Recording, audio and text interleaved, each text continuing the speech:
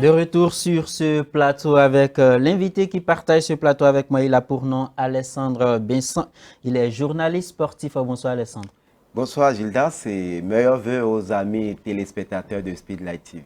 C'est vrai, hein, depuis qu'on a célébré le nouvel an, on ne s'est pas encore vu. Meilleurs vœux. Merci, bien vu Voilà. réciproque à vous. Que cette année 2025 soit l'année de tous les accomplissements, on dira. Effectivement, et que le meilleur arrive dans le milieu du sport pour le Bénin.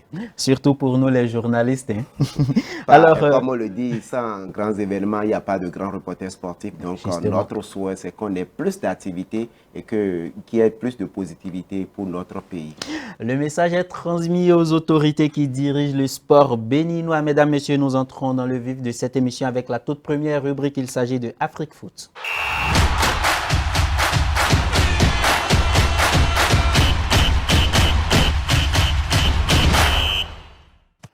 Nous lançons cette émission avec le décryptage de la 17e et dernière journée de la phase allée de la Super League Pro 1 du championnat béninois avec Dynamo Dahomey qui perd de justesse sa place de leader au profit de US Cavalier que forcément on n'attendait pas à la première place de la poule A de ce championnat baissant. Eh bien, je pense qu'on ne l'attendait pas, c'est peut-être...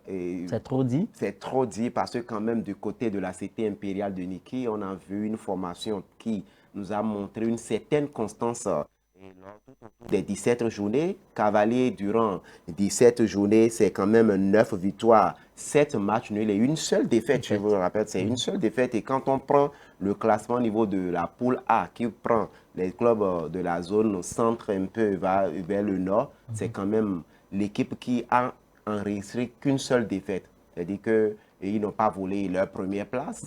Et en face, il y a la formation de le club royal, comme j'aime l'appeler, Dynamo Dahomey, qui malheureusement, lors de cette dernière journée de la manche allée, a perdu face quand même au promu, le club de Boa de Sinandé. Quand même, cette formation qui a pris 3 années pour venir dans l'élite du championnat. Je veux dire que fini de la 4e division en 3e division, Boa n'a fait qu'une seule saison en 3e division pour se retrouver du côté de la première division. Et on voit Boa quand même, quand on prend son parcours en 17 journées, c'est une équipe quand même qui a engrangé beaucoup de matchs nuls, donc finit par une victoire. Et comment encore devant l'équipe qui est première avant cette dernière journée. Je pense que les joueurs de Sinandé sont vraiment à féliciter. Aux autres équipes maintenant de vraiment retrousser les manches pour vraiment affronter la manche retour. Alors, si je dis que US Cavalier n'était pas une équipe qu'on attendait forcément pas en tant que premier de la poule A, c'est parce que l'année dernière, il n'y avait pas US Cavalier dans l'élite lors de la Super League Pro, si je ne me trompe pas. Mais aujourd'hui, même si, bon, si cette équipe était là, je pense que les ressources de cette équipe cette saison n'étaient pas ces ressources-là qu'elle avait la saison dernière. Donc, du coup, on a commencé le championnat avec Dadje qui était à la tête de cette poule A. Là. Après, Dadje, c'est devenu Dynamo Dahomey, mais US Cavalier s'est coulissé entre ces deux clubs-là pour se retrouver à la tête de ce championnat à mi-parcours de la poule A. Voilà, c'est un exploit que cette équipe-là a réalisé. Oui, vraiment un exploit parce que quand vous prenez un peu le parcours de Dynamo et par rapport de Cavalier, c'est une équipe qui est restée très constante. Vous voyez les résultats, que ce soit du côté de Niki comme à l'extérieur, c'est une équipe qui est difficile à jouer, très difficile à jouer. Et quand on voit un peu le résultat à l'arrivée, je pense que le technicien nigérien Maurice Gueye Boubaka, qui est à la tête de cette formation, il a su vraiment colmater les brèches parce que la saison passée, on n'avait pas vu Cavalier faire quand même forte sensation comme ça, même si Cavalier, vous allez du côté de Niki, c'est difficile à jouer, mais néanmoins cette saison, on a vu une équipe qui, sans tambour ni trompette, a fait vraiment son parcours et c'est pratiquement, comme je l'ai dit tout à l'heure, la seule équipe qui a enregistré qu'une seule défaite. Dadje, 2 défaites, et comme on appelle Dynamo Dahomey, 2 défaites, 4 défaites pour Dadje. Et quand vous prenez tous ces statistiques, vous voyez quand même que la constance s'appelle toujours et ils se sont vraiment donné peut-être un objectif puisque cette saison, à défaut de jouer le titre, il faut forcément faire partie des 8 meilleurs sur les 18 qui sont en lice pour pouvoir faire partie du championnat professionnel la saison prochaine. Ce qui revient à dire que les 34 journées, ça se joue à fond. Chaque match est comme une finale. Et pour le moment, la formation de la Cité impériale de Niki nous montre vraiment qu'ils sont décidés à jouer vraiment le championnat professionnel la saison prochaine. Alors, deuxième de cette poule-là, c'est Dynamo d'Abomey. Dynamo d'Abomey qui n'a enregistré que 2 défaites lors de cette première partie du championnat. C'est vrai qu'il y a cette défaite-là lors de cette dernière journée. 1-0 face à Boa Sinandé, vous en parlez tout à l'heure. Sinon, Dadje et Dynamo d'Abomey est cette équipe-là qui nous a impressionné. Moi, personnellement, qui m'a impressionné lors de cette première partie de championnat surtout. Elle a fait une entame parfaite durant cette campagne 2024-2025. Oui, c'est une formation qui, comme les Cavaliers, est restée dans une certaine constante depuis l'entame de la saison. Nous avons vu la formation du Dynamo d'Abomey concéder sa première défaite que dans le duel du haut de tableau face à Dadje. Et c'était une défaite du côté du stade municipal de Goro où Dadje est parti arracher les 3 points. À part ça, Dynamo d'Abomey nous a habitués à une victoire, que ce soit à domicile ou à l'extérieur. C'est vrai qu'ils ont laissé passer certains points parce que quand vous prenez les statistiques de Dynamo d'Abomey pour cette manche aller, c'est quand même 6 matchs nuls. 6 matchs nuls, c'est quand même assez de points qu'ils ont laissé passer. Mais les autres équipes également se sont bien engagées dans le championnat. Donc, ça dit qu'ils ne peuvent pas tout avoir avec eux. Mais néanmoins, au vu de ce qu'ils ont produit, j'avoue que c'est vraiment l'équipe qui m'a... Ça fait partie des équipes de la poule A qui, quand même, ont impressionné pour cette manche aller. Parce que Dynamo d'Abomey, au début, on a vu quand même tout le staff pratiquement est parti. Nous avons vu le directeur technique qui était à la tête du club rejoindre les Requins de l'Atlantique. On a ramené l'ancien entraîneur de Hadjidja qui est revenu au niveau du club. Il y a eu d'autres changements au niveau du club. Nous avons même vu le recrutement d'un joueur expatrié, si je ne me trompe pas, un Maghrébin qui a rejoint l'équipe, qui a fait attirer un peu l'attention du public en début de saison.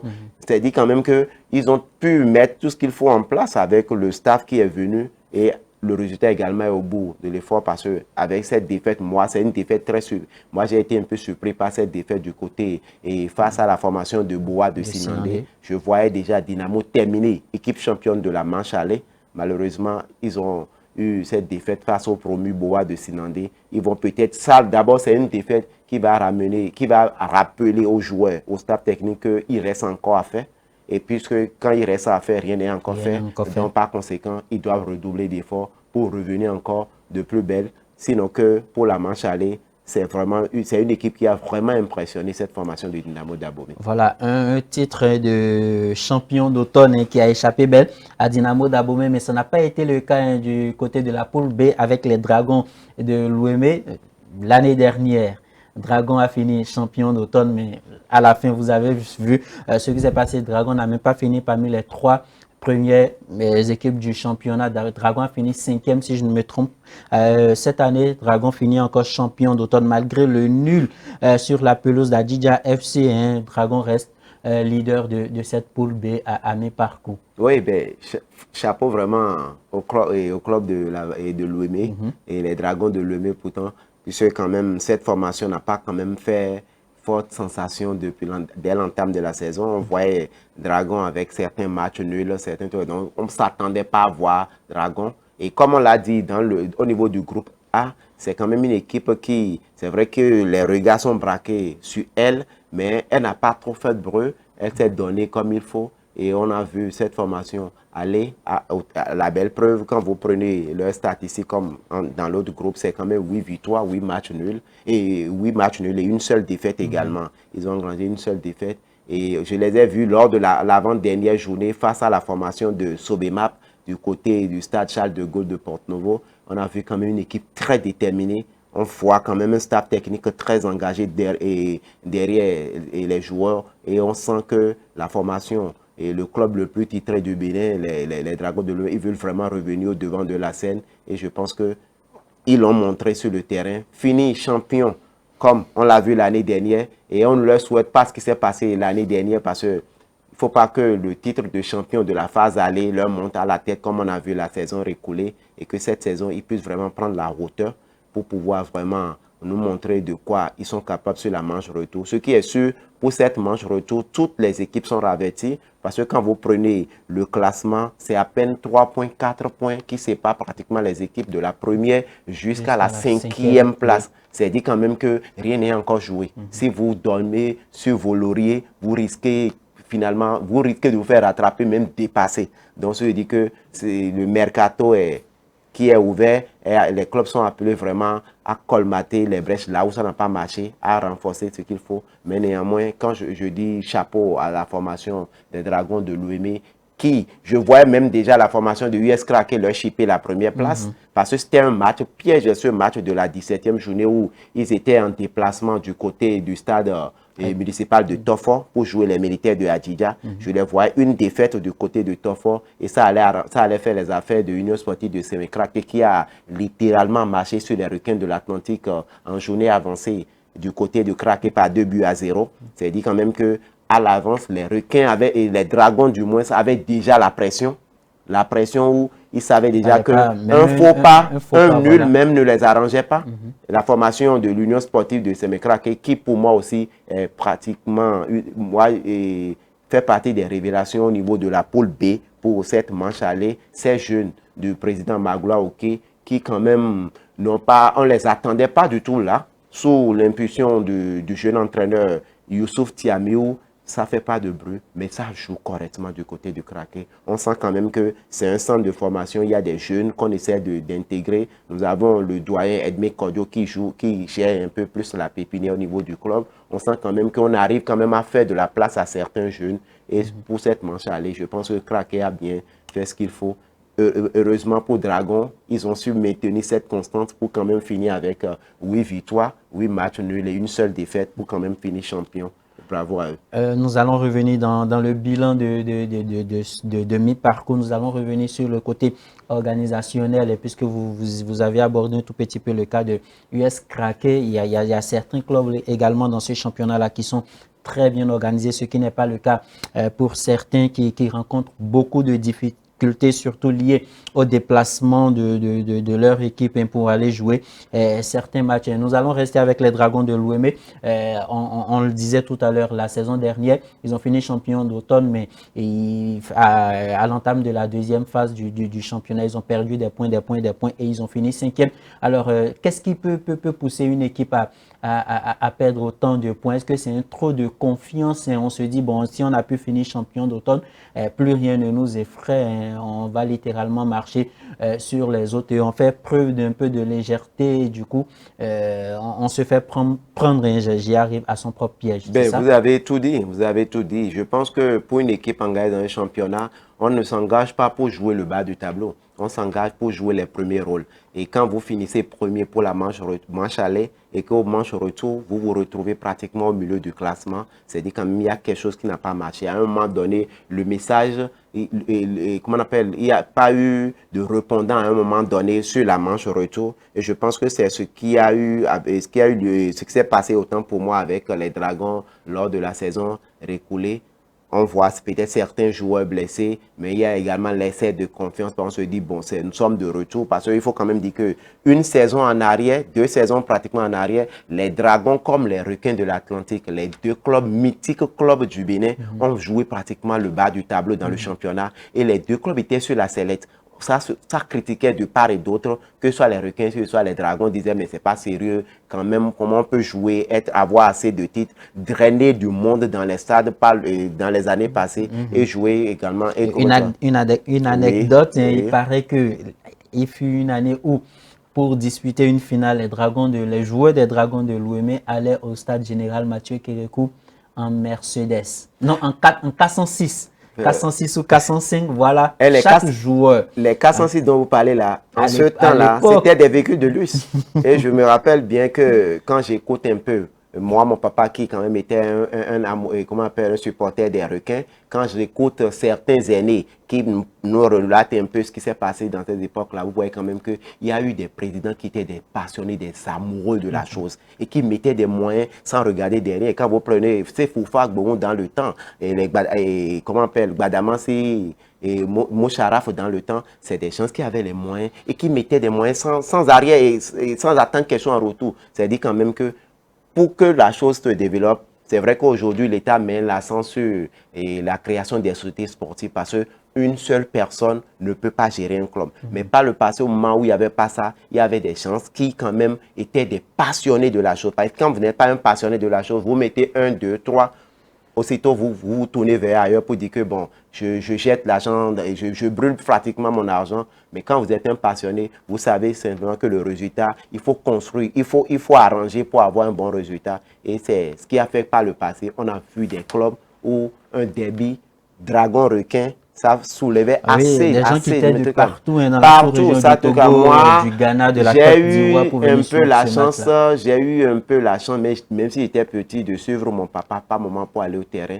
Et je voyais un peu comment ça drainait un peu du monde, même si je n'ai pas trop vécu cette époque-là. Mais j'ai vu un peu vers la fin. Et quand on écoute un peu les anciens parler, j'en ai vu même certains de ces anciens le samedi passé lors du retrouvailles des anciens et comment on appelle, joueurs béninois où on a vu les Expédies Dossou Bété, un peu de tout. Je les ai vus au stade René Plébel le samedi passé. C'est dit quand même que on a eu un passé qu'il faut maintenant entretenir. Il faut permettre à nos jeunes maintenant de pouvoir travailler pour dire qu'ils ont quand même une relève à pouvoir assurer. Et quand on prend cette formation des Dragons, je pense qu'ils sont revenus. Ils sont revenus avec ce résultat cette saison. La saison récoulée autant pour moi. Les revois encore toujours dans le premier rôle cette saison. Moi, ça me fait vraiment plaisir. J'espère que leur alter ego, comme on appelle les requins de l'Atlantique, seront vraiment vite. Chez eux, c'est encore beaucoup plus compliqué. Exactement. Hein? Ils sauront vraiment corriger, mettre un terme aux petits problèmes qu'ils ont au sein de l'organisation du club pour permettre aux requins de revenir au devant de la scène. Sinon, que chapeau vraiment aux Dragons de l'OM.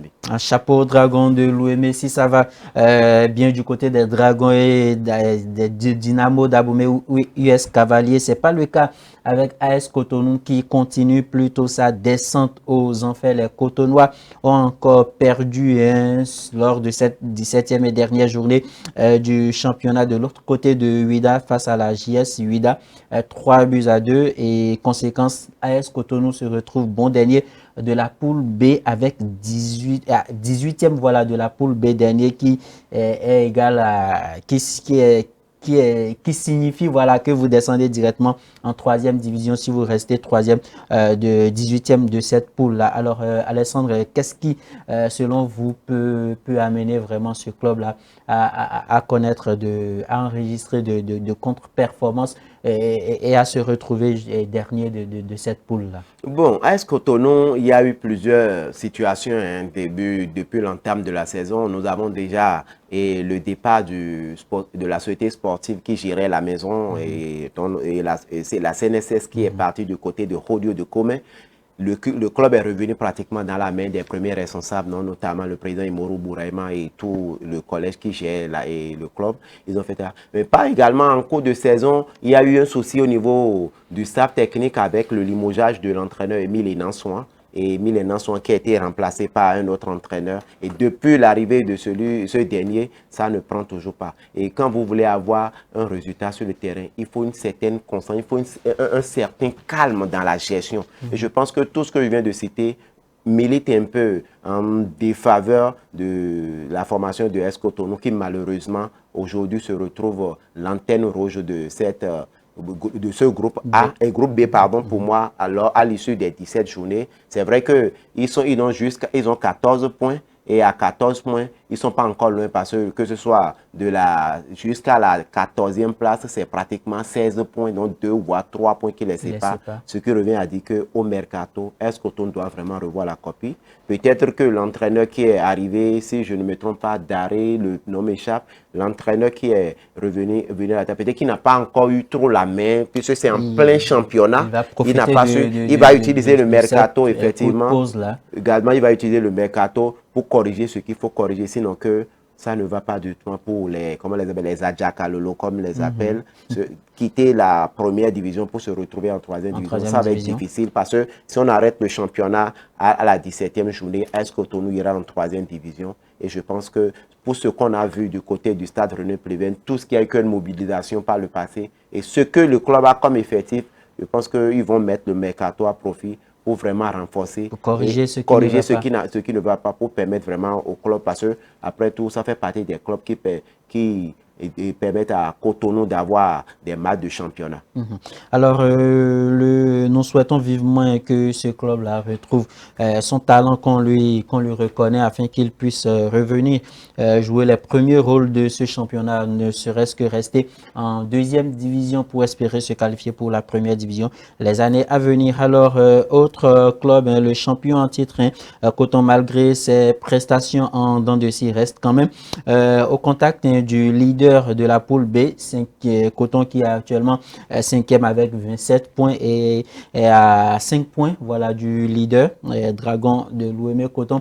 La saison dernière nous a habitués à un début, à une moitié de saison pareil à celle que nous constatons cette année, mais finalement, on connaît le résultat. Coton a fini champion la saison dernière. Est-ce que ce n'est pas le même scénario? Coton toujours en moteur diesel. Bon, en moteur diesel, cette saison, on a quand même vu que Coton a vraiment du mal. Coton a vraiment du mal face à ses adversaires. Mais néanmoins, Coton fait tout possible pour maintenir le contact avec le haut du tableau. Vous l'avez dit tout à l'heure, Coton a 29 points. Coton est à 3 points. Coton est 29 points contre 32 pour le leader de la poule B, les Dragons de l'OM. Coton est à 3 points du leader. Je pense que ce n'est pas aussi criard, même si on attendait encore plus de Coton. Parce que pour avoir fini 3 fois champion du Bénin d'affilée, c'est le champion du Bénin sur les 3 dernières saisons. Et depuis que Coton est arrivé, on a quand même vu cette formation nous habituer à des matchs, à des victoires. Mais cette saison, c'est une équipe qui a du mal à marquer. C'est une équipe qui encaisse. Et c'est une équipe qui a réalisé assez également de matchs nuls. Néanmoins, on dira simplement que quand on prend le bilan au thème des 17 journées, ils ne sont pas loin du haut du tableau. Ils sont à 3 points des Dragons. Et ils bénéficient surtout de ce litige qui a renvoyé du moins la formation de la jeunesse sportive de Ouida dans les profondeurs du classement avec comment on appelle, les réserves portées qui ont fait que la JSO a perdu 12 points, notamment a perdu 4 matchs, dont un match face au Coton Football Club de Ouida. Donc, Coton a pris 3 points, ce qui permet aujourd'hui à Coton de se repositionner dans le classement, de se retrouver maintenant à 3 points du leader. Je pense que le mercato va être vraiment chaud. Mouvementé. Ça va être vraiment mouvementé, merci pour le mot. Le mercato va être vraiment mouvementé. Les clubs vont vraiment se donner les moyens qu'il faut parce qu'en face, eux tous, ils voient déjà le danger et planer sur leur tête. Parce que si vous ne terminez pas parmi les 8 meilleurs du championnat, vous irez jouer la deuxième division la saison prochaine. Donc, on attend une phase retour très relevée. Alors, c'est important de préciser aussi que les autres clubs ne sont pas venus en balade. Hein. Eux aussi, ils ont envie de jouer les premiers rôles. Hein. Ils ont envie de rester en première division. On en parlait en début d'émission. On parlait de Loto Popo qui, avec son recrutement, n'a pas convaincu lors de cette première phase du championnat. Loto Popo est allé s'imposer hein, lors de cette 17e journée sur la pelouse de Dynamique FC 3-2 et reste 9e de la poule A. C'est un début de saison aussi compliqué pour Loto Popo. Oui, cette phase aller a été un peu compliquée pour la formation de Grand Popo. Loto Popo, qui nous a habitués à jouer le rôle du tableau, a vraiment eu du mal. Mais il faut quand même dire que quand il y a des changements à la tête d'un club, c'est normal qu'on sent un peu ce décalage face à ce à quoi on s'attendait. L'entraîneur sénégalais qui a été nommé à la tête de la formation après le départ du Gabonais, après tout ce qu'il y a eu comme remue-ménage au niveau du staff technique, il est venu dans sa valise avec un bon nombre de joueurs. Mais pour le moment, la manœuvre, ça ne prend pas. Ça ne prend pas. Et néanmoins, Coton a fait tout possible, et Loto a fait tout possible du moins pour se maintenir dans les 8 clubs qui est à la 8e place, autant pour moi, ce qui revient à dire qu'ils savent vraiment l'objectif de la saison. Soit ils jouent le titre, soit ils jouent le maintien. Mais je pense que pour le statut de Loto Popo, je pense que ça doit être le titre. Si aujourd'hui, Loto s'amène à jouer le maintien dans le championnat de Tourassa, que ça va être vraiment un véritable flop pour la saison. Et j'espère qu'au manche retour, ils seront vraiment corrigés, ce qui n'a pas marché pour la manche retour et lors de la manche aller. Sinon que si on est appelé à analyser en disant que Loto Popo fait tout possible pour se maintenir dans le championnat d'élite, pour ne pas pas aller en deuxième division. Je pense que du côté de Grand Popo, ils doivent tous savoir qu'ils ont raté leur saison. Voilà. Alors, avec la complicité de la réalisation, nous allons voir les résultats, les scores des différents matchs qui ont été joués lors de cette 17e journée Dragon de Lomé, on en parlait tout à l'heure, qui ont fait match nul face à Djidja FC Aziza. FC de son côté également a fait match nul face à Étoile, un but partout. La JS de Ouida s'est imposée à domicile 3-2 face à AS Cotonou.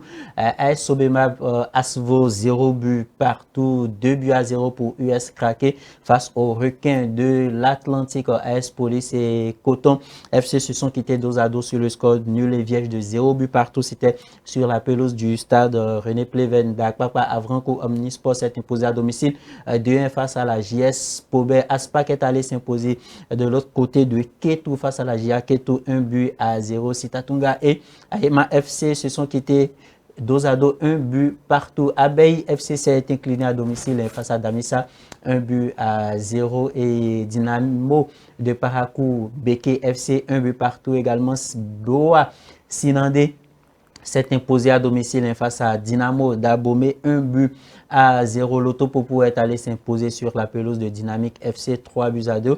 Buff FC et Dadje FC se sont quittés dos à dos, 0 but partout. Les Panthères de Djougou se sont imposés sur la pelouse de AS Tonnerre de l'autre côté de Poïcon sur le score de 3-1. Au thème de cette 17e et dernière journée du championnat béninois, de la phase allée du championnat béninois, voilà le classement se présente comme suit. Dans la poule A, on retrouve US Cavalier, leader avec 34 points. Après 17 journées, Dynamo d'Abomey vient à la deuxième position avec 33 points. Après 17 journées, Dadjet troisième, 31 points. Suivi de Damissa, quatrième avec 30 points, 29 points pour les Panthères de Djougou. Et on retrouve Loto Popo à la 9e place avec 24 points et Real Sport de Parakou ferme la marche et l'antenne rouge de cette poule A avec 10 points après 17 journées. Dans la poule B, on retrouve les Dragons de Lomé, leader avec 32 points après 17 journées, 30 points pour US Craqué, troisième Aema FC 29 points et on retrouve un Coton à la 5e place avec 27 points.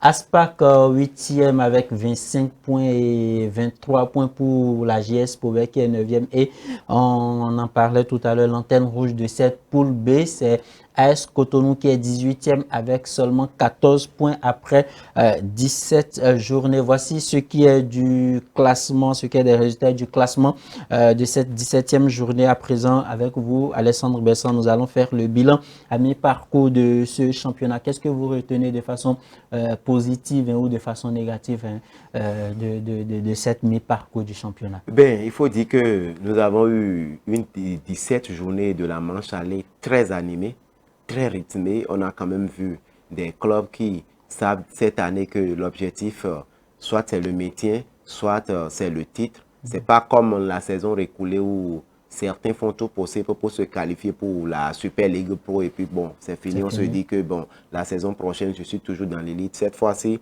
tout le monde sait que si vous ne figurez pas parmi les 8 premiers, c'est-à-dire que vous allez en deuxième division et de surcroît, si vous terminez 18e, vous allez en troisième division. Donc, c'est chaud partout. Alors, pour cette manche allée, pour moi j'ai vu des équipes très engagées, des équipes qui, les saisons passées, n'ont pas trop donné, mais cette saison les a vues vraiment se transformer. Je tire l'attention sur les Panthères de Djougou, cette formation de Djougou qui quand même, depuis 2 ou 3 saisons, nous a habitués à des résultats un peu en dents de scie. Mais cette saison, les Panthères ont fait forte sensation pour cette manche allée, que ce soit les Panthères, que ce soit les Cavaliers qui sont premiers au niveau du club. Nous avons Damissa également, le félin de Ndali qui quand même aussi a fait et qui fait également forte sensation. Donc, quand on vient au niveau de la poule B, moi j'ai vu des équipes qui ont démarré un peu difficilement, mais par la suite ont essayé de colmater les brèches, comme US Craqué, mais surtout comme la formation de Aspac. Aspac qui était sérieusement, Aspac qui était sérieusement en difficulté et le coach qui était à la tête de l'équipe, Adam Fasassi, qui était à la tête depuis 2 ou 3 saisons, a été obligé simplement de déposer le tablier. Richard Bio, qui était l'ancien de AS Cotonou, qui au moment où Fazazi était à la tête de Aspac, officier en tant que directeur technique, il était toujours autour de l'équipe, après le contrôle de l'équipe. On a vu Richard Biot remonter cette formation de Aspac qui aujourd'hui est sorti pratiquement du deuxième moitié du classement pour se repositionner pour le maintien dans le championnat professionnel. Je pense même que tout ça vient montrer quand même qu'on a eu une phase allée où toutes les équipes sont bien engagées. Les équipes nous ont amené à suivre des rencontres très, très relevées. Certains, on les a vus un peu, les attentes n'ont pas été totalement comblées. Je parle de l'autopopo, je parle de la formation, et comment on appelle, je parle, il y a l'autopopo au niveau du groupe qui, même si ça figure parmi les 9 premiers, l'autopopo quand même, c'est pas ce à quoi on s'attendait, surtout du côté de Trompopo. Nous avons vu la formation de Dadjer également, et pour moi, on a vu cette formation en fin de match aller à baisser un peu de garde. Pour moi, c'est peut-être un peu dû à la fatigue au niveau des joueurs, parce qu'il faut dire que depuis la fin de la saison écoulée, Dadjer est toujours en préparation, parce qu'il y a eu la préparation pour les préliminaires de la Coupe de la Confédération. Dadjer a joué contre El Kameni Warriors du Nigeria en aller-retour. Au second tour, ils ont joué la Renaissance sportive de Beckham. Ils ont fini cette manche et ils sont éliminés au deuxième tour de la Coupe de la Confédération. Aussitôt, ils sont rentrés dans le championnat et on a vu en début de saison, Dadjer a fait des nuls, des défaites et par la suite, ça a pris, on a vu une certaine constance et vers la fin de la manche aller, on a vu Dadjer commencer par également pas perdre des points, notamment avec des nuls à l'arrivée. Donc, je pense que nous avons un championnat où on a eu une phase allée où on a un peu de tout. On a vu les buffles avec la société sportive qui est venue, les recrutements, mais malheureusement, ça ne prend pas. Même s'ils ont terminé meilleure défense et pour la manche, la meilleure défense avec 8 buts encaissés, mais néanmoins, on sent quand même que tout le monde est engagé. Alors, quel est votre coup de cœur après, au thème de cette première partie du championnat? Je salue la formation. Coup de cœur, pour moi, je salue la formation de la Cité impériale de Niki. Les cavaliers de Niki au niveau de la poule A. Et je tire vraiment chapeau à l'Union sportive de Sémékrake qui, quand même, on ne l'attend pas, mais quand même, qui a vraiment mis la pression sur certains ténors pour terminer deuxième. Alors, flop? Flop, je pense que, flop en tant que tel, je me dis, c'est le niveau du championnat. Hein. Je suis tenté de dire que l'autopopo a été une véritable flop pour moi, mais je me dis aussi que tout le monde s'est préparé pour le championnat. Donc, on va plus analyser le niveau, les performances lors de la manche retour. Voilà, merci Alessandre Besson. Moi, mon coup de cœur, c'est ce club-là. Ce sont les Panthères de Djougou, voilà, qui m'ont impressionné lors de cette première partie du championnat. Et l'équipe qui m'a un tout petit peu déçu, je partage l'avis d'Alessandre, c'est cette équipe de l'Autopopo. Alors, comme bilan très rapidement, dans la poule B, les Dragons ont fini meilleure attaque avec 26 buts marqués dans la poule B. Dans la poule A, pardon, Damissa FC, meilleure attaque avec 22 buts marqués. Les Buffs du Borgou, Alessandre le disait tout à l'heure, ont fini meilleure défense avec 8 buts seulement encaissés. Meilleur buteur de cette phase allée, c'est un pensionnaire des Buffs de Djougou. Il a pour nom Moussa Yarou. Des Panthères de Djougou. Pardon, les Buffs c'est Parakou. Voilà, Panthères de Djougou, Moussa Yarou, il a fini avec 11 réalisations. Et rappelons également que le mercato s'ouvre aujourd'hui et prend fin le 9 février prochain. Voici ce qu'on peut dire de cette 17e journée du bilan. À mi-parcours du championnat béninois, Alessandre Besson, nous allons marquer une courte pause et cette fois-ci, nous allons passer à la deuxième rubrique de votre émission. Il s'agit de Tour d'Europe.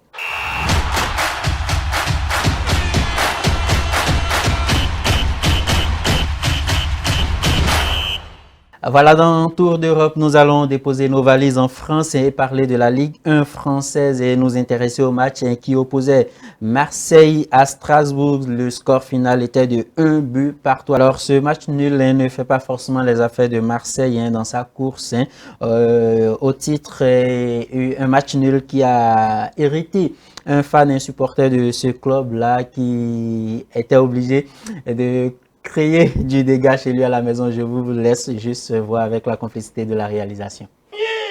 On sera jamais premier. Jamais. Jamais, bande de nuls. Bande de nazes. Nul, Balerdi, nul. Espèce de sauvage. Espèce de psychopathe, nul. Nul, Balerdi, sale nul. J'en peux plus de lui, je craque. Oh là, il me fait craquer. Espèce de loser. Nul, Balerdi, regarde à cause de toi, regarde. Regarde, Balerdi, tu me dois une télé. Oh là, tu me dois une télé, sale merde. Sale nul. Sale nul, putain. Lance-pierre. Oh là, lance. Allez. Ah, bande de sale merde que vous êtes. Bande de sale nul. Nul. Nul. Mois de janvier. On est au mois de janvier, on joue plus rien. Oh là. Comme quoi, il y a des personnes qui sont vraiment fans du foot et quand leur équipe fait une performance, voilà ce que ça donne à l'essence. Non, mais vous savez, du côté de Marseille, sur le Vieux-Port, du côté de Marseille, c'est chaud. Hein? C'est quand même un peu un mélange et c'est vraiment très, très chaud quand vous voyez les matchs, les derbies entre PSG et Marseille, quand vous voyez les matchs à domicile, tout ce qui se passe, ce n'est rien qu'un avant-goût. Hein. Les supporters, les fans du côté de Marseille, c'est des gens qui sont très, très... Et quand il s'agit du club, ça s'amuse pas. Voilà. Alors, chers téléspectateurs, rappelons que voilà, de l'autre côté de l'Espagne, le Real de Madrid également s'est imposé face à Las Palmas, 4-1 et lui permettant une victoire qui lui permet de prendre la tête de ce championnat. Et de son côté, le FC Barcelone a été tenu en échec. De l'autre côté de Getafe, 1 but partout. Voilà les informations qu'on peut vous donner dans cette rubrique de Tour d'Europe sans transition. Et puisque, comme je l'annonçais dans l'introduction de cette émission, je vais recevoir sur ce plateau le coordonnateur du marathon salésien de Saint-François de Sales qui s'organise chaque année de l'autre côté de Paracou. Alors, Alessandre Besson, ça sera tout avec vous. Merci d'avoir partagé toutes ces informations avec nous. Non, mais c'est un plaisir et merci quand même à la maison, à la télévision Speed Live TV de me donner l'occasion de décortiquer un peu l'information sportive, tant au plan national qu'à l'international. Et je dis vraiment merci au staff et bonsoir aux amis téléspectateurs. Merci alors, chers téléspectateurs, sans transition. Voici pour vous autre sport.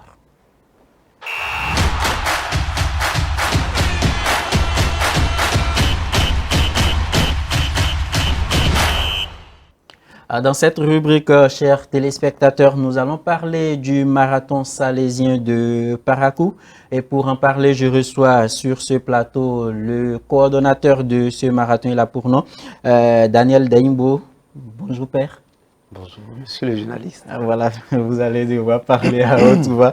C'est un plaisir pour nous de vous recevoir, vous qui organisez ce marathon de l'autre côté de Paracou. Alors, le marathon est à sa 17e édition, si je ne me trompe pas. Alors, père, parlez-nous un peu de ce marathon et surtout de cette 17e édition.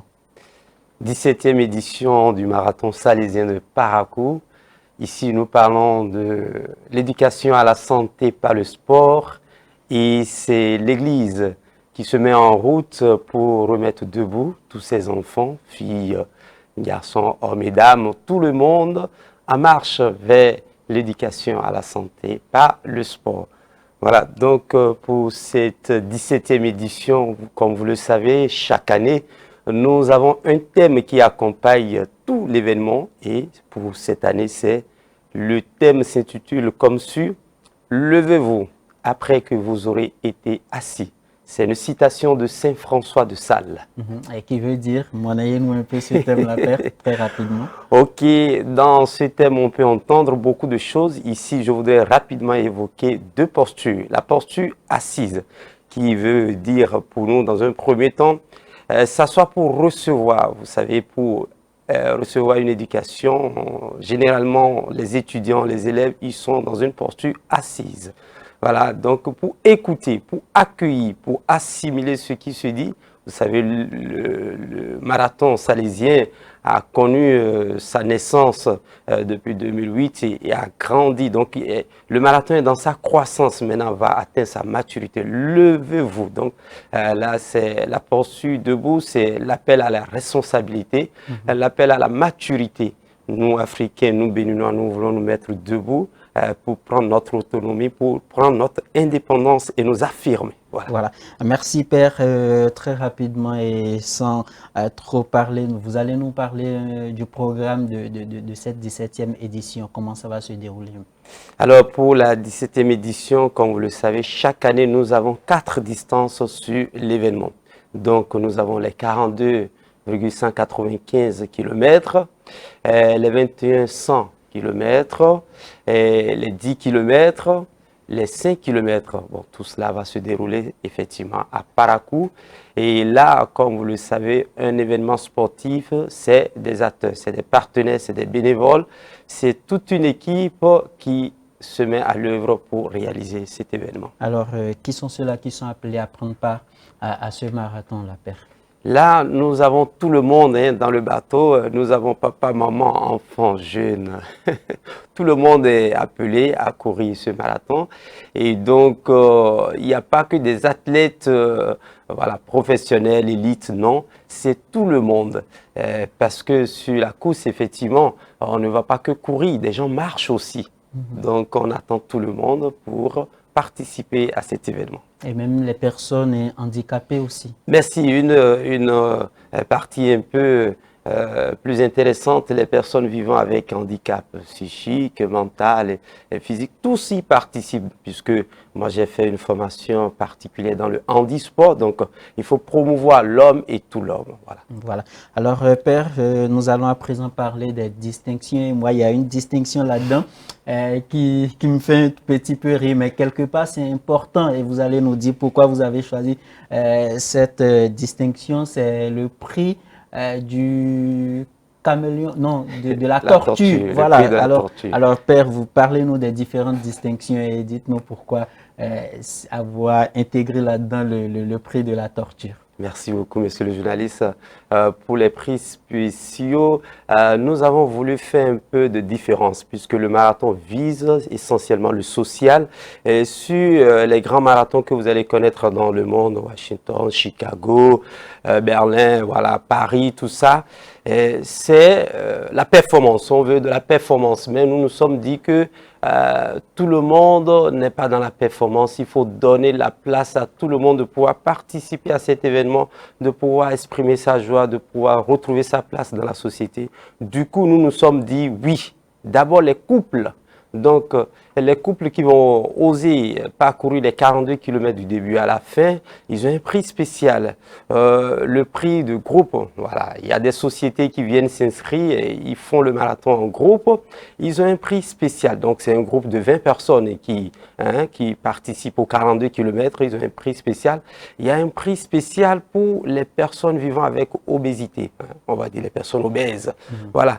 Grosse personne, chers téléspectateurs. Donc, si vous êtes gros, vous êtes grosse, ce marathon aussi vous concerne. Allez prendre part à ce marathon et peut-être à la fin, vous allez avoir un prix. Oui, bien sûr. Donc, il y a aussi les vétérantes. Donc, on parle de vétérans lorsque nous sommes entre 40 et plus. Donc, ceux-là, les vétérans qui vont participer aux 42 km, ils ont un prix spécial à la fin. Ils n'ont pas besoin de courir comme les jeunes. Marcher, c'est bon déjà, mais on leur donne 6 heures. Ces catégories que je cite, on leur donne 6 heures pour faire les 42 km.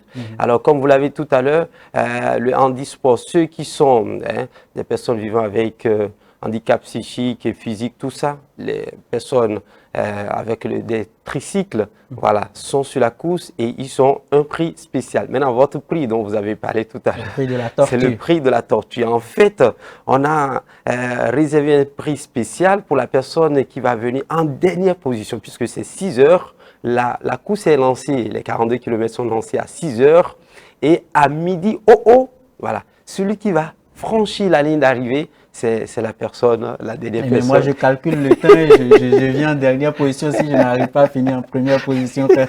Voilà. Et vous avez le prix de la tortue. Maintenant, sur les 42 km, nous donnons aussi un prix aux plus jeunes du 42 km. Et l'année dernière, on a eu un jeune qui a 16 ans. Et voilà, effectivement, il faut avoir rigoureusement 16 ans pour participer aux 42 km. Et on a eu un jeune de 16 ans l'année dernière qui a eu un prix spécial. Voilà, en quelque sorte, les prix réservés sur les 42 km. Mais sur les 21, sur les 10, sur les 5 km, il y a aussi des prix. Pour tout le monde. le premier, le deuxième, Voilà. tant chez les dames que chez les hommes. Que chez les hommes. Mais à la différence, sur les 42 km, en dehors de ces prix que je viens de citer, il y a les 10 premiers hommes et les 10 premières dames aussi qui sont primés. Voilà. Le plus important, il faut le rappeler, Père, c'est pas forcément les distinctions, c'est pas forcément les prix à gagner, mais le plus important, c'est de participer. C'est de participer. Le plus important, c'est la santé au fait. C'est la santé au fait. De valoriser tout le monde, de donner la place à tout le monde sur cette course pour que nous formions une belle famille et que nous marchions ensemble en famille. Voilà, pour avoir fait Parakou, je connais un peu ce marathon salésien.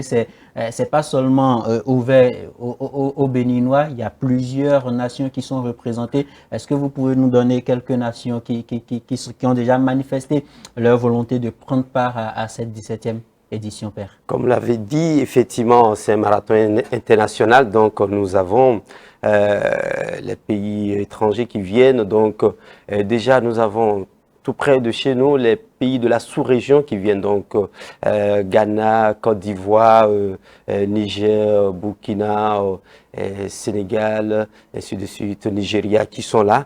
Maintenant, de l'autre côté de l'Occident, donc nous avons la France, l'Allemagne, l'Italie, l'Espagne, ces pays qui s'inscrivent, et les Américains aussi. Donc cette année déjà, nous avons déjà 2 Américains, des Canadiens qui se sont inscrits, des Français aussi, et un Espagnol et un Italien. Voilà, alors Père, 17e édition du marathon salésien, il y a première édition, deuxième jusqu'à la 17e, qu'est-ce que vous retenez?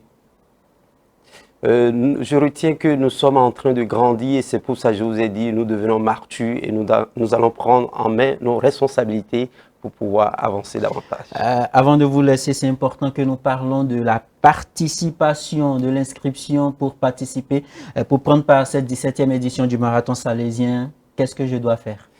Et il faut s'inscrire, les 42 km sont à 5 000 francs et les 21 km sont à 4 000 francs. Et les 10 km à 3 000 francs et les 5 km aussi à 3 000 francs. Alors, dernier jour, deadline pour les inscriptions. Oui, pour les inscriptions. La fin des inscriptions, c'est le 31 janvier 2025. Et le marathon aura lieu le 8 février 2025 à Parakou. De l'autre côté de Parakou, alors Père, nous sommes pratiquement à la fin de cette émission. Quelque chose à ajouter avant qu'on ne clôture? Ben, que les gens ne s'inquiètent du tout pas, parce que nous avons toute l'équipe en place. Donc les forces de défense et de sécurité nationale sont là pour sécuriser la course. Nous avons l'accompagnement d'un staff de médecins médical, donc sanitaire, qui sont là. C'est voilà, le docteur Ziflou avec toute son équipe. Nous avons les officiels techniques qui assurent vraiment la régularité de la course. Nous avons tous les bénévoles qui assurent le ravitaillement. Donc vous allez manger, vous allez boire. Et il y a des gens sur le parcours qui vous servent et qui vous accompagnent et qui mettent de l'ambiance, de la joie, de la paix. Oui. Et donc nous pouvons dire à tout le monde que tout est fait prêt, mais surtout que nous attendons aussi des partenaires, puisque jusque-là, nous avons la BOA. Il faut dire que Speedline est un partenaire qui accompagne l'événement, cette 17e édition. Merci beaucoup à vous déjà et je dis merci à tous les techniciens qui sont dans l'ombre et à vous aussi et aux professionnels du média. Malheureusement, vous n'avez pas prévu un prix pour les paresseux parce que le réalisateur de cette émission, c'est un gros paresseux. S'il y avait un prix pour les paresseux, il allait dû prendre part. Voilà, malheureusement, il n'y a pas de prix pour les paresseux. Alors, Père, c'est nous qui vous remercions. Vous êtes venu de Parakou pour partager ces informations avec nous. C'est nous qui vous remercions et nous vous disons plein succès pour cette 17e édition du marathon salésien de Parakou. Parakou. Mesdames et messieurs, c'est la fin de cette émission. Nous avons été ravis de vous savoir nombreux à l'écoute de cette émission. Nous vous donnons rendez-vous le lundi prochain pour d'autres informations. D'ici là, portez-vous bien.